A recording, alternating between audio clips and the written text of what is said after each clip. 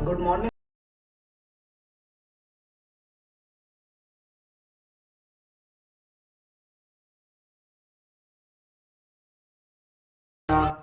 या सिंधु घाटी सभ्यता।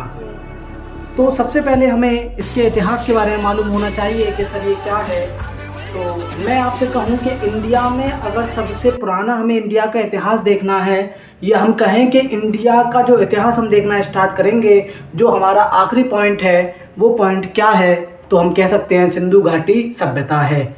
ऐसा नहीं है कि सिंधु घाटी सभ्यता से पहले क्या जनता रहती नहीं थी, या आवाम थी नहीं, या जीवन था नहीं, ऐसा नहीं है। जीवन पहले भी था, और सिंधु घाटी सभ्यता एक सभ्यता है। जैसे कि मैं आपसे कहूँ कि एक नई आबादी कहीं बस रही है, या कहीं खेतों पे जाकर किसी एक व्यक्ति ने अपना घर बना लिया है।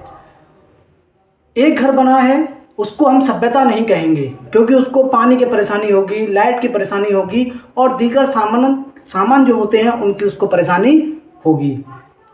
लेकिन कुछ समय बाद, 1 साल बाद, 2 साल बाद, 5 साल बाद, वहाँ 10 घर हो गए, 20 घर हो गए, और देखते देखते 20 साल के अंदर जो जंगल बना हुआ था, जो खेत था, उस खेत में आज एक पूरी बस्ती बन चुकी है, एक कॉलोनी या एक मोहल्ला बन चुका है। यहाँ पर जल की व्यवस्था है, पानी की व्यवस्था है, वहाँ पर लाइट की व्यवस्था है, नालियाँ हैं, और तमाम जो एक जीवन में दैनिक जीवन की जो चीज़ें होती हैं वह सब मौजूद होती हैं। उसको हम कहते हैं सभ्यता। तो हम जिस सभ्यता को पढ़ रहे हैं उस सभ्यता का नाम है सिंधु घाटी सभ्यता, या जिसे हम हड़प्पा सभ्यता भी कहते हैं। आइए इस पर और आगे बात करते हैं कि सर ये क्या है और इसके पीछे का क्या कहानी है।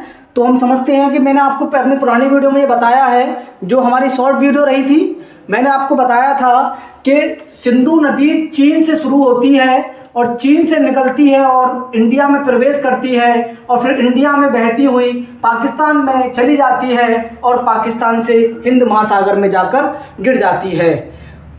इस नदी के इर्द गिर्द बसे हुए शहर ही सिंधु घाटी सभ्यता कहलाते हैं। आपको ये बात समझ में आ गई होगी कि इस नदी के आसपास जो शहर बसे, या जो पनपे, या जो उभर कर आए, वही हम कहते हैं उसको इंडस वैली सिविलाइजेशन। सर इसका हमें कैसे मालूम हुआ? एक क्वेश्चन ये दिमाग में आना चाहिए, इस सभ्यता के बारे में हमको कैसे मालूम हुआ? तो इस सभ्यता के बारे में हमें ऐसे मालूम हुआ, एक व्यक्ति हैं चार्ल्स मैसन, एक व्यक्ति हैं चार्ल्स मैसन। इस व्यक्ति ने 1826 में हड़प्पा नामक टीले का उल्लेख किया। जिस टीले की हम खुदाई करेंगे उस टीले का उल्लेख 1826 में चार्ल्स मैसन साहब कर चुके हैं। सर क्या कहा था इन्होंने सिर्फ इतना कहा था कि यह एक टीला है। इन्होंने टीले का उल्लेख किया। समय बीतता गया, टाइम बीतता गया, इंडिया के अंदर 1853 ईस्वी में जो है ट्रेन की स्थापना हुई, और हमने ट्रेन पर जो है अपना फोकस किया। अंग्रेज़ों ने आवागमन के लिए, व्यापार के लिए ट्रेन पे फोकस किया। तो ये घटना हम देख रहे हैं 1856 की है। 1856 ईस्वी में 2 भाई हैं, जॉन ब्रंटन और विलियम ब्रंटन। 2 भाई हैं, जॉन ब्रंटन और विलियम ब्रंटन। इन लोगों को काम सौंपा जाता है कि आप भैया कराची जो कि अभी पाकिस्तान का एक शहर है, 1856 में ये इंडिया का एक शहर था। कराची से लाहौर तक इनको पटरी बिछाने का काम दिया गया कि ये ट्रेन की पटरी बिछाएंगे। और वहीं लरकाना एक ज़िला है पाकिस्तान का, जो वहीं मैं कहूँ कि जब ये पटरी बिछाने का काम कर रहे थे तो इनको बीच में एक टीला मिला। जिस टीले का उल्लेख चार्ल्स मैसन साहब ने किया था 1826 में, हड़प्पा टीले का, वह टीला इनको मिल जाता है। अब इनको जैसे ही वो टीला मिला तो आप भी ये कॉमन सेंस लगा सकते हैं कि ट्रेन सीधी रफ्तार में जाएगी, ना कि ऊपर नीचे ऐसे जाएगी, ऐसे तो नहीं जाएगी। जब इनको वो टीला मिला तो ये इनके लिए ज़रूरी हो गया कि इनको अब इस टीले की जो है खुदाई करनी पड़ेगी। खुदाई करेंगे तभी हम उसको लेवल में ला पाएंगे और ट्रेन का कार्य पूरा कर सकेंगे। इन्होंने यही किया। और इसके बाद क्या होता है कि उस टीले की जब खुदाई की तो वहाँ से ईंटें प्राप्त हुई। अब जब ईंटें प्राप्त हुई तो इन लोगों के पास या इनके जहन में एक बात ये आई कि सर इसका मतलब ये है कि यहाँ कोई सभ्यता रही होगी। ईंटों की खुदाई हुई, ईंटें चलती रहीं, कोई बात नहीं, काम यही ख़त्म हो जाता है। खुदाई चलती रही, लोग उसको फिर जो है ले जाते हैं ईंटों को और अपने यूज़ में ले लेते हैं। यहाँ तक बात समझ में आती है। सर अब यहाँ से हमें मालूम होने लग गया कि जो टीले का उल्लेख किया गया था वह टीला जो है, एक सेकेंड, हाँ, जिस टीले का उल्लेख किया गया और उस टीले की अब खुदाई हो गई और हमें समझ में आ गया कि यहाँ कोई ना कोई अब ज़रूर सभ्यता है या यहाँ पहले जीवन था और लोग यहाँ रहते थे। अब इसके बाद क्या होता है कि 1904 में हम भारतीय पुरातत्व विभाग की स्थापना करते हैं। 1904 में हम भारतीय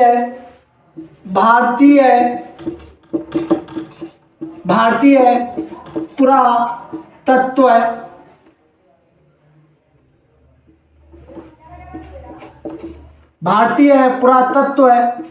विभाग की स्थापना करते हैं 1904 में। और इसके महानिदेशक होते हैं महानिदेशक अलेक्जेंडर कनिंघम। हम ये भी कह सकते हैं कि जो कनिंघम साहब हैं इन्होंने ही भारतीय पुरातत्व की स्थापना की और यही उसके अध्यक्ष हुए। सबसे पहले महानिदेशक कौन है तो अलेक्जेंडर कनिंघम है। सर ये क्या है, हम समझते हैं कि इसके टाइम पीरियड को लेकर हम बात करते हैं कि इसका टाइम पीरियड क्या था। आइए उस पर हम एक बार और बात करेंगे कि इसका जो टाइम पीरियड माना जाता है इंडस वैली सिविलाइजेशन का, ये 2500 ईसा पूर्व से लेकर 1500 ईसा पूर्व माना गया है। लेकिन वहीं एनसीईआरटी इस टाइम टेबल को 2350 ईसा पूर्व से लेकर 1750 ईसा पूर्व मानती है। ये सी कार्बन के थ्रू है, सी कार्बन, C14 या सी कार्बन के थ्रू इसको माना गया है।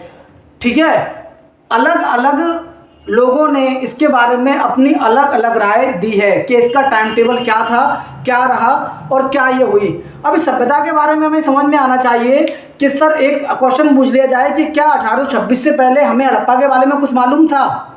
नहीं मालूम था, क्योंकि इसका उल्लेख ही चार्ल्स मैसन ने 1826 में किया है। दूसरी बात, क्या ये टीले की जब खुदाई की गई तो हमें मालूम था कि यहाँ कोई सभ्यता है? हमें नहीं मालूम था। जब उसकी खुदाई की गई, वहाँ से ईंटें प्राप्त हुई, मकान हमें देखने को मिले, तो हमारे समझ में आया कि यहाँ कोई ना कोई सभ्यता रही होगी और हमने फिर उसकी खुदाई पे कार्य किया। लेकिन उससे पहले हमने भारतीय पुरातत्व विभाग की स्थापना की और इस स्थापना के जो महानिदेशक हमने बनाए वो कनिंघम थे। या हम ये भी कह सकते हैं कि कनिंघम ने ही पुरातत्व विभाग का जनक कहा जाता है। अगर आपसे पूछ ले कि पुरातत्व विभाग का जनक कौन है तो हम कह सकते हैं कनिंघम है। क्वेश्चन ये आया था कि सर सिंधु घाटी सभ्यता के समकालीन सभ्यताएं कौन कौन सी थी, एक बार उनकी बात कर लें कि दुनिया के अंदर जो सभ्यताएं थी वो और भी कहीं थी या सिर्फ इंडिया में ही थी। एक क्वेश्चन ये भी आता है। तो 3 सभ्यताएं और देखी जाती हैं। इतिहास के पन्नों को जो हमने पलटना शुरू किया और हम जब पलटते गए तो हमें पता लगा, या हमारे इतिहासकारों को मालूम हुआ कि जिस टाइम पे इंडस वैली सिविलाइजेशन इंडिया में थी उसी टाइम पर चीन की सभ्यता भी चीन में थी। तो चीन की सभ्यता की हम बात करेंगे कि एक सभ्यता ये देखी गई और दूसरी सभ्यता की अगर हम बात करेंगे तो एक मेसोपोटामिया की सभ्यता देखी गई और एक सभ्यता देखी गई आपको मिस्र की सभ्यता। बात क्लियर है? मिस्र की सभ्यता देखी गई। ये 3 सभ्यताएं इसके समकालीन देखी गई और चीन की सभ्यता, मेसोपोटामिया की सभ्यता, मिस्र की सभ्यता। आइए बात करते हैं कि हम सिंधु घाटी सभ्यता के और अनेक कितने सारे नाम हैं, तो उन नामों के बारे में भी एक बार हम आज बात कर लेते हैं। तो उसमें से एक नाम है आपका इसका शैक्षण सभ्यता। सर ये क्या है? सर ये सब इसका क्या मतलब है? इसका मतलब है कि यहाँ के लोग पढ़े लिखे थे, शहरी लोग थे। शहरी लोग थे। ये कैसे लोग थे? शहरी लोग थे। मतलब शहरों में रहना पसंद करते थे। और दूसरी बात, जब हम इनकी कूटनीति के बारे में हम देखेंगे ना, और इनका रहन सहन जब हम देखेंगे, इनकी बनावटें जब हम देखेंगे, तो हमारी समझ में आएगा कि सर्वा कमाल कर दिया इन्होंने। तो आज से 5000 साल पहले इतना कमाल से रहते थे ये। आज भी हमारे यहाँ जो नालियाँ होती हैं वो नालियाँ खुली होती हैं, लेकिन उस टाइम पर 5000 साल पहले जब इन लोगों ने नाली बनाई थी तो उनको ढक दिया गया है। सोचिए विकास की गति कितनी तेज होगी और कितना इनका माइंड काम कर रहा होगा। इसीलिए तो इंडिया वाले कह देते हैं कि हमारी सभ्यता 5000 साल पुरानी सभ्यता है और हमारी सभ्यता को लोगों ने फॉलो किया। इतनी अच्छी सभ्यता जो इंडिया की थी, उतनी अच्छी सभ्यता कोई सभ्यता ही नहीं थी, और इसे हम सभ्यताओं की जननी भी कहते हैं। इंडस वैली सिविलाइजेशन को सभ्यताओं की जननी भी कहा जाता है। और एक और बात मैं आपसे कह दूं कि ये सभ्यता विश्व की सबसे बड़ी सभ्यताओं में से एक है। सबसे बड़ी सभ्यता जैसे हम कह सकते हैं, इन तीनों सभ्यताओं में से अगर सबसे बड़ी की बात की जाए तो इंडस वैली सिविलाइजेशन है। अच्छा, इसका एक नाम हो गया सिंधु घाटी सभ्यता, एक नाम हो गया हड़प्पा सभ्यता, और एक नाम हो गया आपका शैक्षण सभ्यता, और एक नाम है आपका कांस्य युगीन सभ्यता। सर ये क्या है?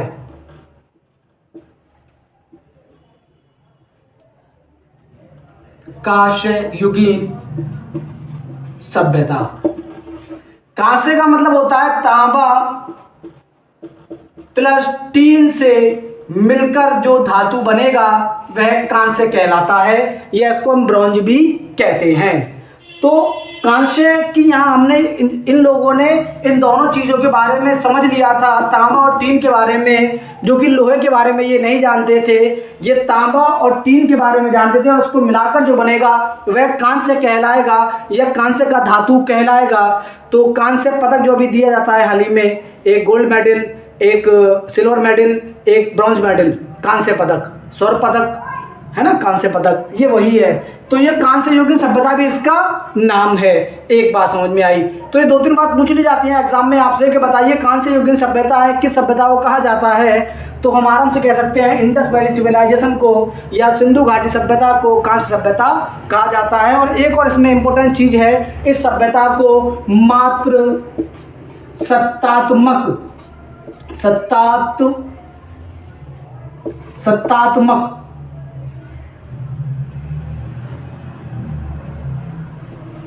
इस सभ्यता को मात्र सत्तात्मक सभ्यता भी कहा जाता है। सर इसका मतलब क्या? हमारे समझ में तो आ ही नहीं रहा ये। इसका मतलब है जिस घर का मुखिया माँ हो। अभी हमारे इस युग में, या हम आज की अगर बात करें तो हमारे घर का मुखिया पुरुष को माना जाता है। हमारा समाज पुरुष प्रधान समाज है।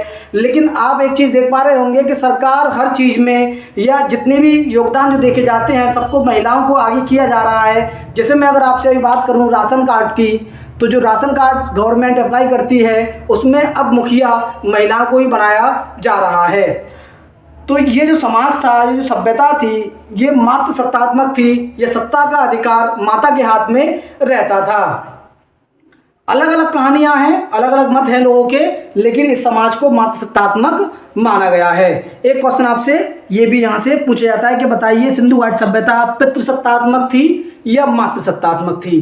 छोटे छोटे क्वेश्चनों को हम पढ़ते हुए चल रहे हैं, समझते हुए चल रहे हैं, ठीक है। और आइए आगे बात करते हैं इस पर थोड़ी बहुत। और आपसे पूछ रहे हैं कि बताइए सिंधु घाटी सभ्यता के समकालीन सभ्यताएं कौन कौन सी थी? तो मिस्र की सभ्यता, चीन की सभ्यता, और आपके मेसोपोटामिया की सभ्यता। मेसोपोटामिया की सभ्यता जो है, इसको जो आज अगर हम देखें तो इसके आज जो शहर आज बसे हुए हैं, जो हम देशों की बात करें तो ईरान, इराक, सीरिया, ये मेसोपोटामिया के ही हिस्सा हैं। इन सब एरियो पे मेसोपोटामिया सभ्यता थी। आज ये टूट टूट कर बिखर बिखर के अलग अलग देशों में बन गए। जैसे पूछ ले आपसे कि सिंधु घाटी सभ्यता बताइए कितने देशों में फैली हुई है?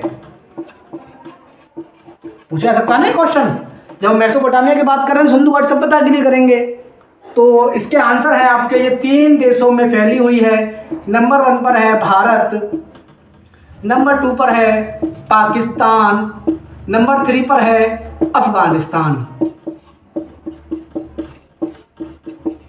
सबसे ज़्यादा स्थल जो इसके खोदे गए हैं, या हमने जो खुदाई की है, खुदाई इसकी आज भी जारी है। हम खोद खोद कर पहचान कर रहे हैं, निकाल रहे हैं कि क्या चीज़ जो यहाँ से प्राप्त हुई, कैसे लोग थे, क्या पहनते थे, क्या खाते थे।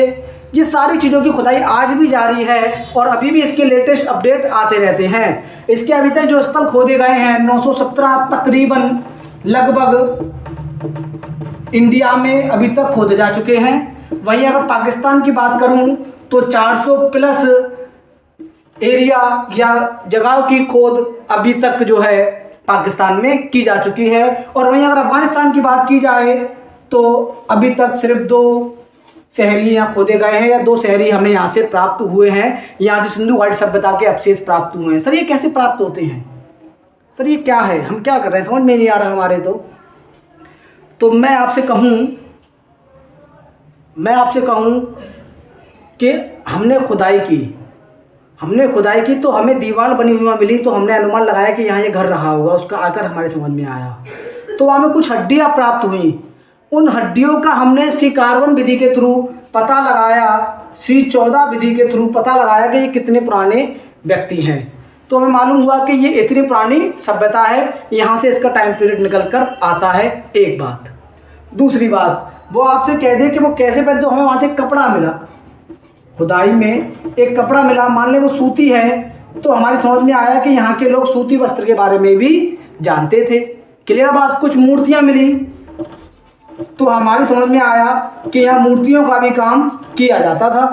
खुदाई से पता लग रहा है। हमें कुछ मनके मिले, कुछ मटके मिले और उन मनकों से हमें समझ आया कि यहाँ इसका काम होता था। मटके मिले, मटकों से हमें समझ में आया। और ऐसे जितनी चीज़ें खुदाई में मिलती जाती हैं, हम ये अनुमान लगाते जाते हैं कि यहाँ की सभ्यता ऐसी थी। और सर हम ये अनुमान क्यों लगा रहे हैं, हमें डायरेक्ट मालूम क्यों नहीं हो पा रहा है? क्योंकि इनकी एक भाषा है, एक लिपि है और उस लिपि को हम अभी तक पढ़ नहीं पाए हैं। सर ये लिपि क्या है, एक बार इस लिपि के बारे में बता दें हमें, तो हमें समझ में आ जाएगा। इस लिपि का हमने नाम दिया है बुस्ट्रोफोरम। इस लिपि को हम बुस्ट्रोफोरम नाम से जानते हैं। जो इनकी लिपि थी उस लिपि को हम बुस्ट्रोफोरम लिपि हमने इसको नाम दिया। अच्छा सर ये लिपि है, ये भाषा है, क्या आपने इसको पढ़ लिया है? हमने इसको अभी नहीं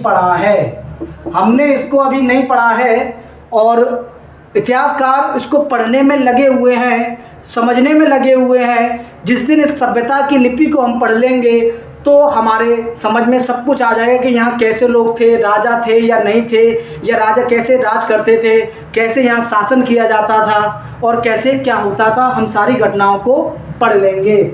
इस लिपि को कहा जाता है कि ये दाएं से बाएं लिखी जाती है और फिर बाएं से दाएं और दाएं से बाएं, इस तरीके से ये लिपि चलती रहती है। और ये लिपि चित्रात्मक लिपि है। यह लिपि चित्रात्मक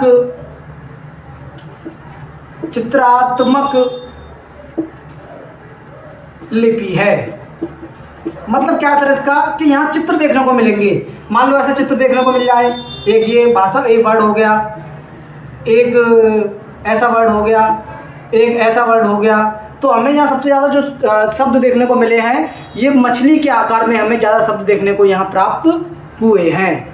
सर और थोड़ी सी बात की जाए इसकी, तो हमें इन सब के बारे में कैसे मालूम पड़ता है? तो हमें यहाँ से मोहरें भी प्राप्त हुई हैं। और जब हमने मोहरों को देखा तो हमारी समझ में एक बात ये आई कि मोहरों का यूज किया गया, तो हम लोग व्यापार जो है दूसरे देशों में भी करते थे।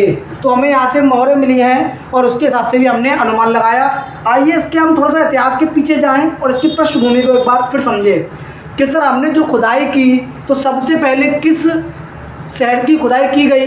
ये सबसे पहले जो खुदाई के बाद हमें जो खोजा गया शहर, उस शहर का नाम क्या था? तो उस शहर का नाम था हड़प्पा शहर। सबसे पहले हड़प्पा शहर की खुदाई की गई और इस हड़प्पा शहर की खुदाई की दयाराम साहनी द्वारा इस क्षेत्र की खुदाई की गई। और यहाँ से हमें एक शहर मिला हड़प्पा और हमने इसका नाम रख दिया हड़प्पा सभ्यता। इससे पहले जो नाम चलता आ रहा था इंडस वैली सिविलाइजेशन, ये सिंधु घाटी नदी के नाम से चला आ रहा था। सबसे पहले जिस शहर को हमने खोदा वो शहर था हड़प्पा, इसलिए इसका नाम रख दिया गया हड़प्पा सभ्यता। और इसकी खोज 1920-21 में की गई। अगर ऑप्शन में 21 है तो 21 ही सही आंसर होगा, और 21 ना मिले तो फिर आप 20 ऑप्शन में लगा सकते हैं। अगर आपसे पूछ ले कि हड़प्पा शहर की खोज किसने की, तो दयाराम साहनी ने की। और किस सन में की, तो आप 1921 वाले को टिक करके आएंगे। अगर 1921 ऑप्शन में ना हो तो फिर आप 20 पर भी टिक कर सकते हैं।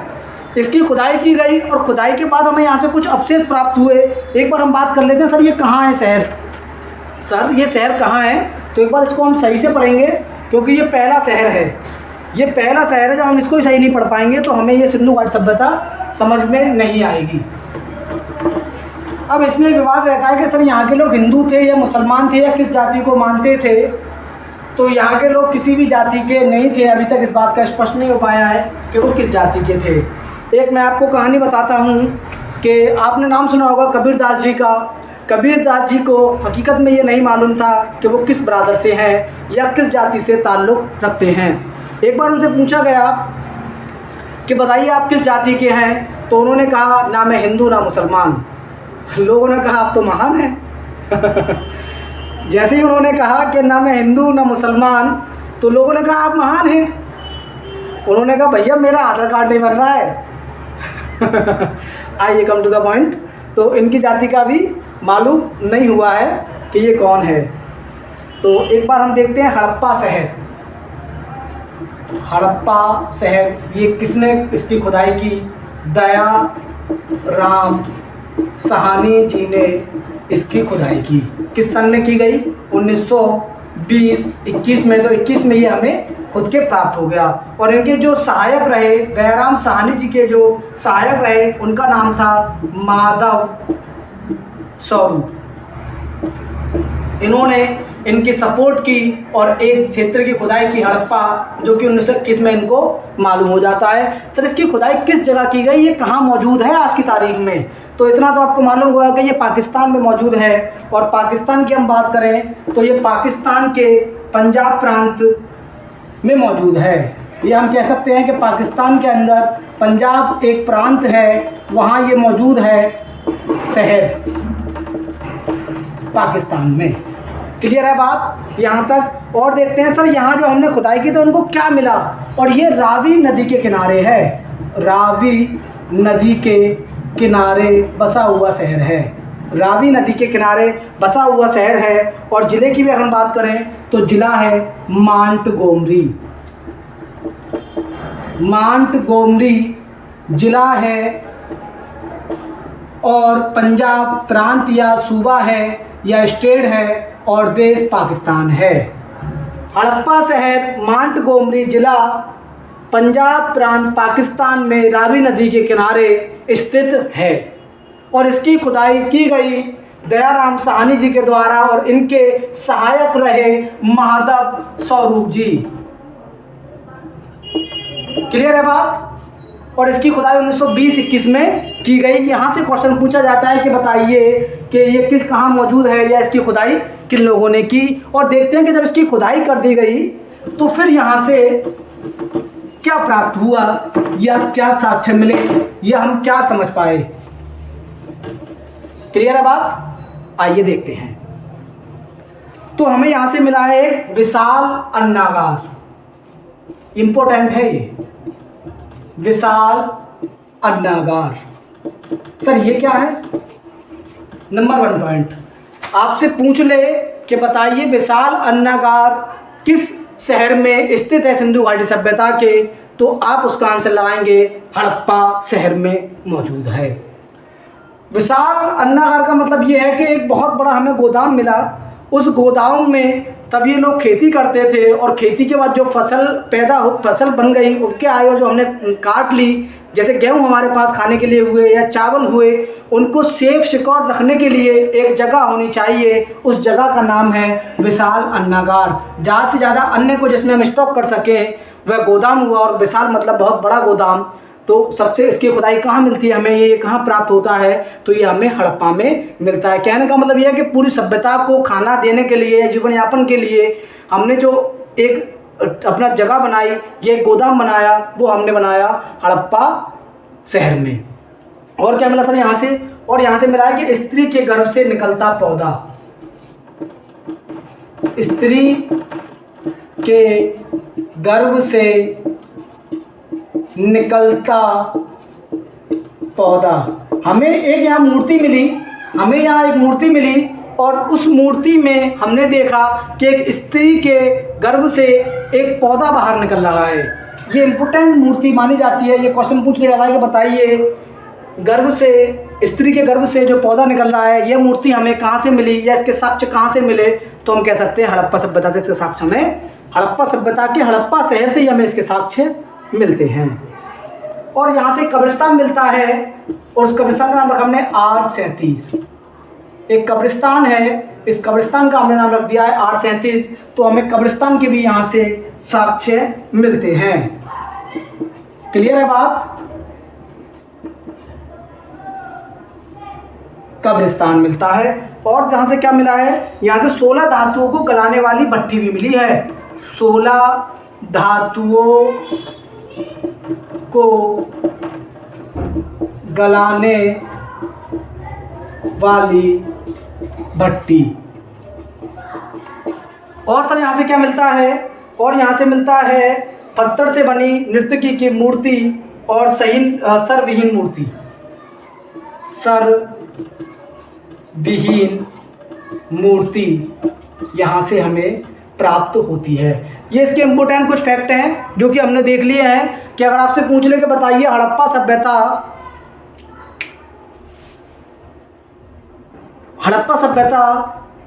का शहर हड़प्पा की खोज किसने की? तो हम कह सकते हैं दयाराम साहनी जी ने इसकी खुदाई की और इसकी खोज की। इसकी खोज कब हुई? इसकी खोज 1921 में हो जाती है और इनके जो सहायक हैं वह माधव स्वरूप जी हैं। यहाँ तक बात क्लियर हो गई। इसके बाद पूछ लेता है कि बताइए कि ये शहर कहाँ खोदा गया या इसकी खोज कहाँ की गई? तो पाकिस्तान के पंजाब स्टेट के मानटोंगरी ज़िले में इसकी खुदाई की गई और यह रावी नदी के किनारे स्थित एक शहर है। ठीक है सर, यहाँ जब खुदाई की गई तो यहाँ से क्या साक्ष्य मिले, क्या मिला हमें, ये तो हमें पता होना चाहिए। तो यहाँ से हमें जो साक्ष्य मिले खुदाई के दौरान जो चीज़ हमें प्राप्त हुई उसमें सबसे इम्पोर्टेंट जो एक चीज़ मिली वो विशाल अन्नागार मिला।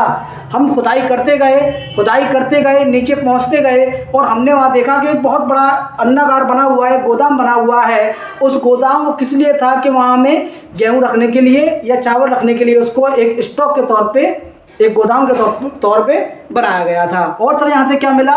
तो यहाँ से स्त्री के गर्भ से पौधा निकलते हुए हमें एक मूर्ति देखने को मिलती है और एक सरविहीन मूर्ति मिलती है जिसमें किसी का सर नहीं है। सर और क्या मिला हमें? यहाँ से कब्रिस्तान का अवशेष मिला कि सिंधु घाटी सभ्यता में लोगों को दफनाया भी जाता है। हमें यहाँ से चीज़ें मालूम होती हैं और ऐसे करके हम इतिहास को समझ रहे हैं। सिंधु घाटी सभ्यता हम पढ़ रहे हैं। इसके बाद हम जो अगला पढ़ेंगे वो है आपका मोहनजोदड़ो और सब शहरों के बारे में धीरे धीरे हम बात करने वाले हैं। यहाँ तक के लिए सभी लोगों को मेरा ढेर सारा प्यार। सेफ रहें, सिक्योर रहें, घर में रहें। हमारी वीडियो कैसी लगी कमेंट बॉक्स में अपनी राय जरूर दें।